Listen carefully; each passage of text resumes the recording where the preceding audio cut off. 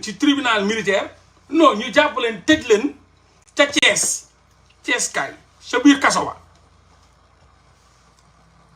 yóbbu leen Thiès kaay moom ñoom GIGN El Hadj Abdou Aziz Biteye son collègue Moustapha Ndiaye Lucas Gomis qui étaient en possession de billets noirs ñooñu yëpp Thiès lañ leen jàppe ñu ngi sax ci kaso Thiès bi doomu Mbaye Ndiaye bi mi ngi ci kaso Thiès bi Bougazeli Thiès la billet bi jógee donc même magasin la même magasin fu ñuy tibbee milliards faux billets yi billet noir la ñu war ko raxas donc tout ce système là et cetera c'est des sujets yoo xam ni ñu ngi moom mais bu boobaa dañuy dugg ci beneen parce que dañuy dugg ci beneen sujet mais te dama bëggoon ñu dugg rek ci éveil de conscience pas ci ay dossier parce que lii dossier la dossier baa ngi nii le dossier est là voilà le dossier est rédigé par des gendarmes et des familles des gendarmes qui m'ont envoyé le dossier buy setal ki nga xam ne mooy Amadou Ba après les enquêtes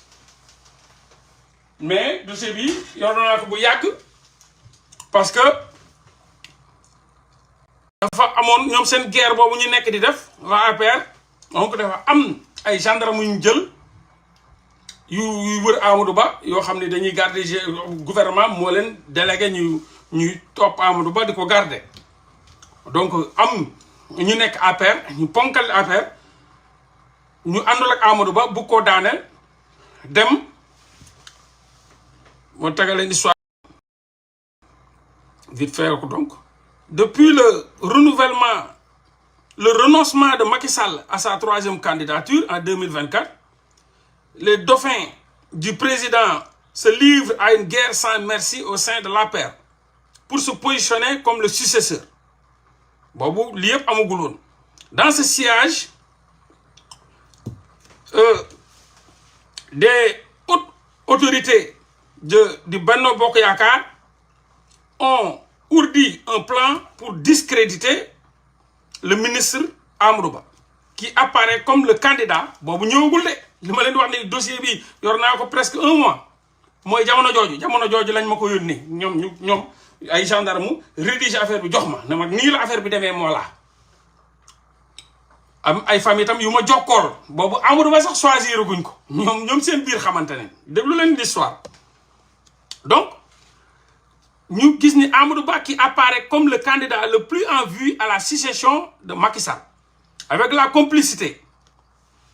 d'un garde du corps du nom de Lucas Gomis a été chargé de faire le sale boulot en impliquant son ami gendarme du GIGN El Hadj Abdou Aziz Biteye.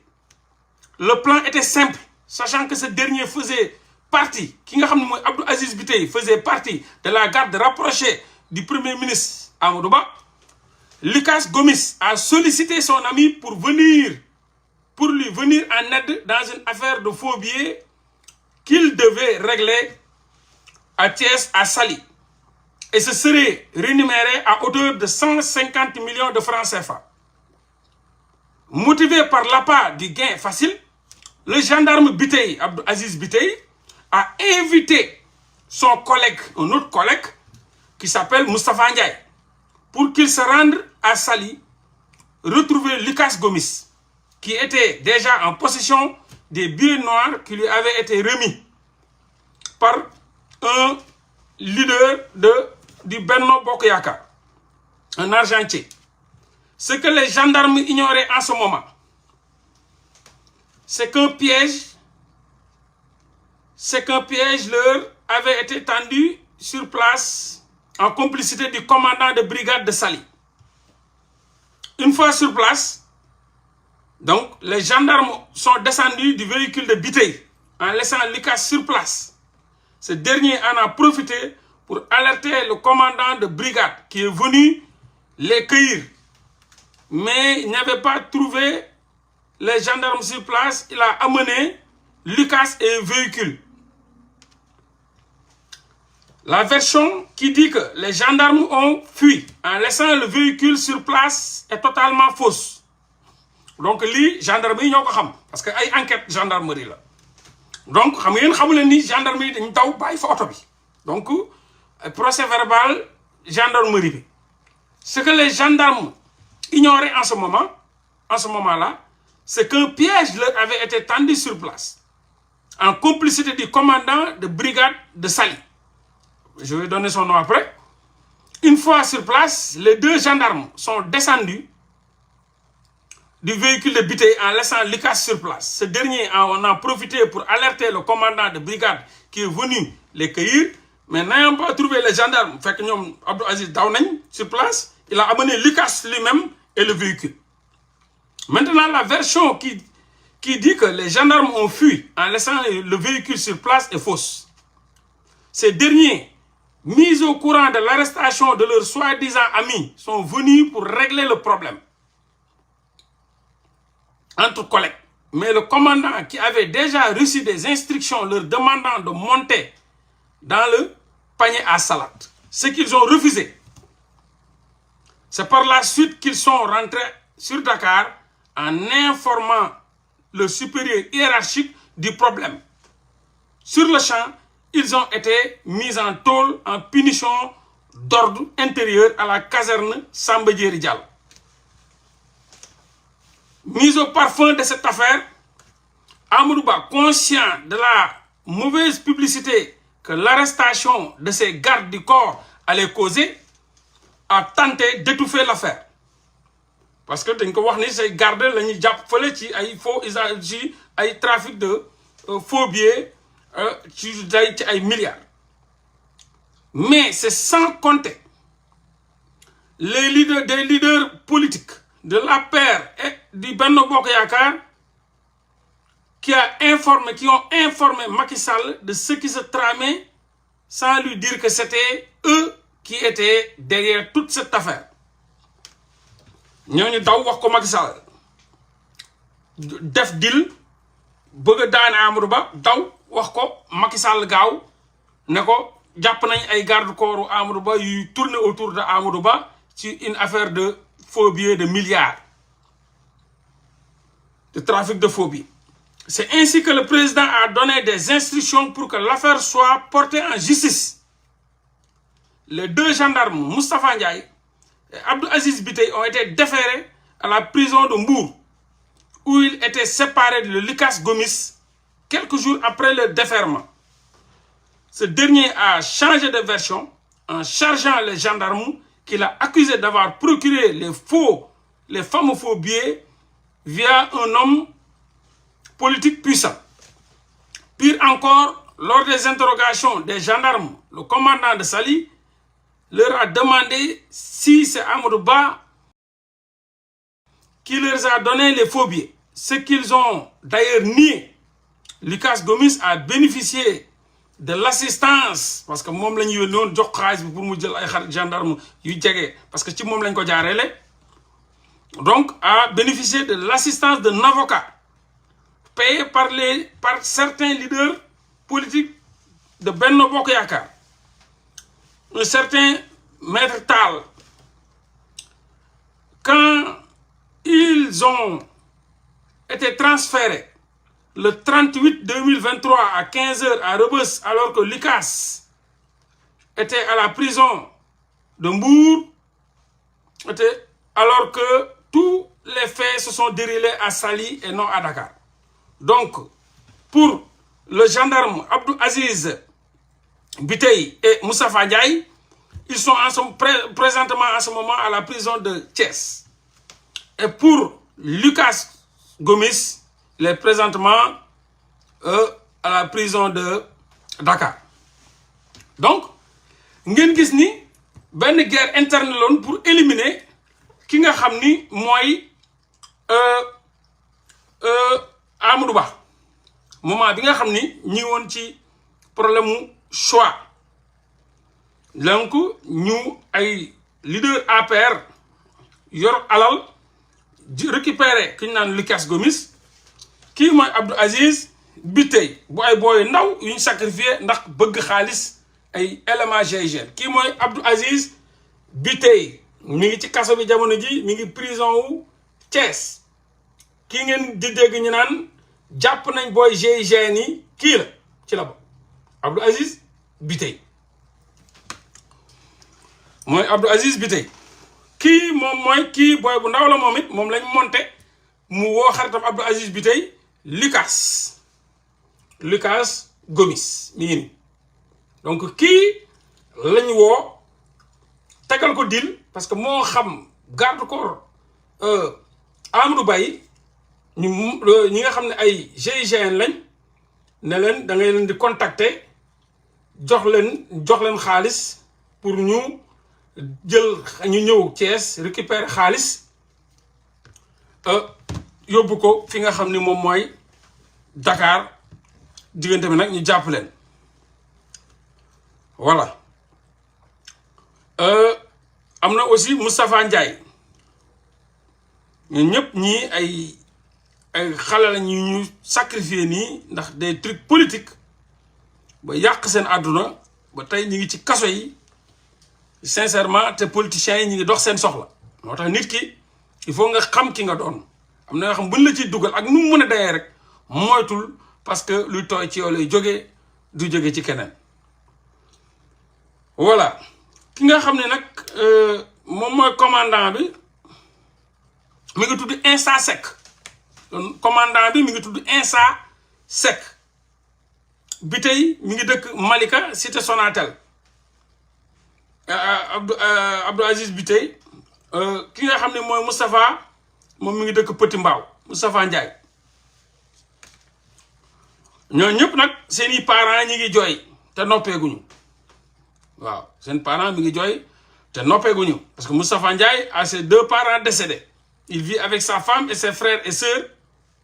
yoo xam ni mi ngi moo leen doon jël en charge voilà le procureur bi nga xam ne moo leen placé ci kaso bi mi ngi tudd Abdoulaye Diop le juge d'instruction mooy Abou Dieye donc ñi nga xam ni tey doomu baadool lañ dugg ci bëgg lu yomb yàq seen liggéey mujj ci kaso bi di ko liggéeyal ay politiciens tey politiciens yooyu ñëpp a ngi dox seen soxla fàtte leen ñoom ñi ngi ci kaso bi seen njaboot yaa ngi souffrir li yëpp nag day xamale nii moytu mooy indi mucc politique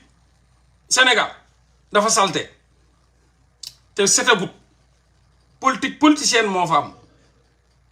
ba léegi amaguñ politique bu set politique boo xam ni gor sax dina ci ñimee dugal loxoom lii nag boo gisee mu am loolu parce que dañu bëggoon ñoom ñu ne Amadou Ba mooy yaba booy yi pour ñu indi xaalis bi mu weexal ko pour mun a def campagne am loolu yëpp ñu ngi woon ci seen guerre bi nga xam ne mi ngi exister jamono jii entre ñoom ñuy reyante donc di leen xamal ni Sénégal il faut ñu jéem ko góorgóorlu pour changer ko parce que dafa jot depuis jamonoy Abdou Diouf ñu ngi souffrir ñu ngi dund naqar di dund ay mettit di dund ay crime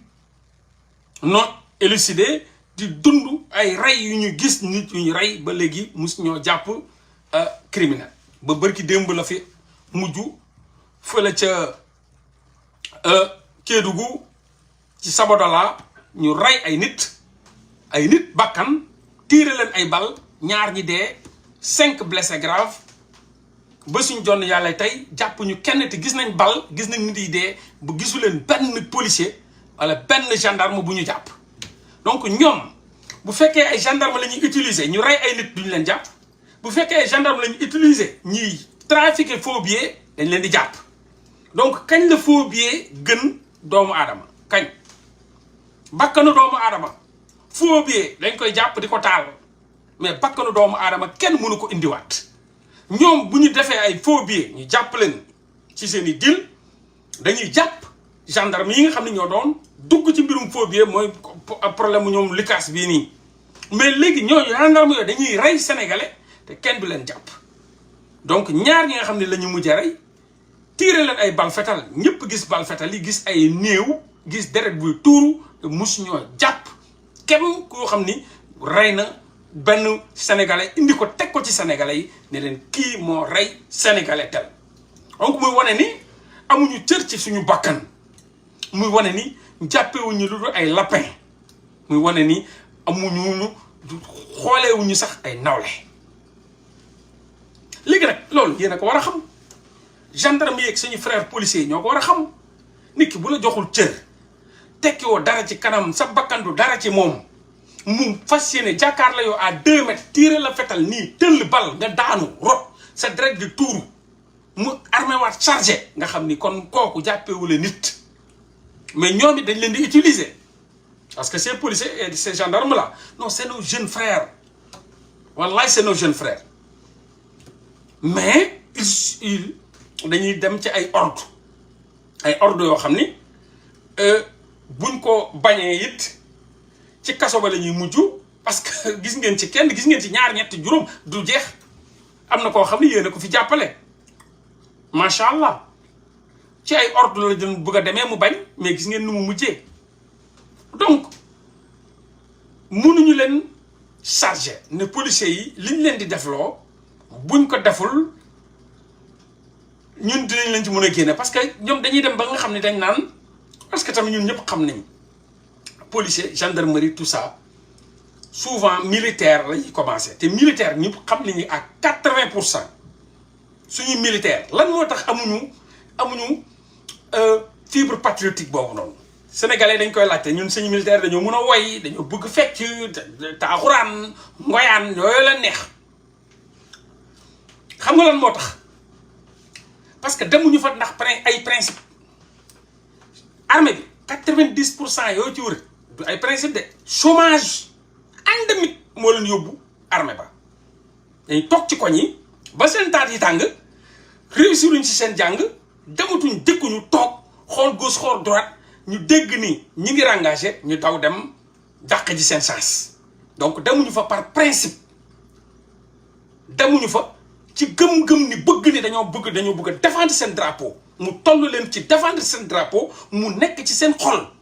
comme man ni ma meloon man nii ngeen gis nii dama yàgg bëgg nekk militaire depuis jeune moo tax dama bëgg ay traits militaires c'est pas pour rien dama doon sol benn trait militaire yoo xam dama ko doon jënd ci fëgg jaay di ko sol ba ñi ma xam jamonoy booy ba ñi ma xam naan mais kii xanaa mbubb mii rek la am ndax ni ma yàgg bëggee doon militaire lu tax pour défendre ma patrie mais man mii nga xam ni ñu nekk ay militaire 90% maa leen gën a bëggoon doon militaire ñu ci bëri bëgguñoon doon militaire chômage toog ci koñ yi cartouche xamuñu fu ñu jëm ñu dem dóori mu sotti ñu doon ay militaire donc ñoo kooku du am envie patriotique du am fibre patriotique boobu noonu parce que demu fa ndax principe dafa dem ndax pour ay besoins culinaires weccet bu mu mun a lekk naan jox ci njabootam kooku day liggéey la ko def liggéey da ciy liggéey kon du envie wala fibre patriotique moo ko fa yóbbu loolu moo tax suñuy militaire bëgg fecc bëgg taaxuraan bëgg ngoyaan bëgg woy loolu moo tax dañ ko bëgg parce que fibre patriotique boobu nekkul ci ñoom loolu moo tax militaire boo ci jox fetal ne tiiral mu tiire ko tiiral waa ji mu tiire ko mais bu fekkoon ni défendre sénégalais bi moo ko tax a jóg bu ñu ko nee tiiral sénégalais bi du tiire les militaires algériens printemps arabe bi président wax na leen tiire leen ñu ne non duñ tiire ñu ne président bi nan lañ mën a tiire peuple boo xam ni ñun ñoom lañ war a défendre loolu leen algériens yi wax seen président bi printemps arabe bi même chose fi nga xam ne mooy Égypte bu seen président bi nekkee ci ñu koy destituer peuple bi chef armée bi ils ont commandé généraux yi pour militaires yi tirer sur seen population ils ont catégoriquement refusé parce que tout simplement ne la ñun mënuñoo tirer peuple bi nga xam ni ñun suñu grade moom mooy di leen garder donc li ngay garder na nga koy tirer di ko rey mais au Sénégal buñ leen waxee tirer leen dañu leen di tirer parce que amuñu fibre patriotique boobu nekkul ci ñoom tenue bi mbubb rek la tandis que bu fekkee jamonoy booy ngay rêver comme noonu am na ñoo xam ne jamonoy booy dañ doon rêver doon footballeur loolu ñu am weccet dem jënd ci ay crampon dem jënd ci ay kawas di daw rek di taxawaat di daw rek boo demee Saint-Louis dañ la koy wax ne la El Hadj Diouf football la mus a gëm buñ ko xamee ba léegi booy pël foo ko fekk loo ko may mu dem takkale ko dem jënd ci ay crampon fëgg jaay dem jënd ci ay kawas dem jënd ci ay maillot kooku yàlla moo ko may lii mu am na ñeneen ñu mel noonu am na man moment boobu man militaire laa bëggoon doon sama rêve yëpp militaire nekk booy bu ndaw di jàng ay tooj di jàng ay wàccee di jàng ay gëm ko nag mu nekk sama subconscient ma gëm ko malheureusement du woon sama destin ñi rengagé Kaolack ma dem ca camp ba quand c'est mu dimit rang tàng jër ma rang dem gars yi rang kutu ñu am ñuñ jël ñu am ñuñ bàyyi man ñu bàyyi ma dem ñippi booy bu ndaw laa la wax de te dama doon jàng école jàng di jàng yëgulu ma papa yëgulu ma yaay ba may daw di dem quand c'est mu dimit foofu noonu di fa rang dem yóbbu samay dossier di fa rang boobu c'était un vendredi soir dama jàng ba pare wàcc taw dem quand c'est mu dimit rang fa jëluñu ma ñu continuer bu dañuy engagement yi dañuy def dañ koy développé après ñu dem booy dem kii lu mu tudd ci booy dem Diourbel dëkk boobu avant nga Diourbel département Gossas ma yow fajar parce que dañ ma tension mooy kii bu ñu takk nii ne tension xam nga affaire tension yooyu noonu xam nga yooyu moom affaire ragal la rek yàkkamti wala émotion sax mun na tax say tension yéeg quoi nga tàng wala affaire yooyu noonu parce que ma doon am envie doon militaire ba jël arme yi ba dem guerral Sénégal xeexal Sénégal loolu la mos a gëm donc après ñu ne affaire bi après Kaolack Gossas la ma daw dem Gossas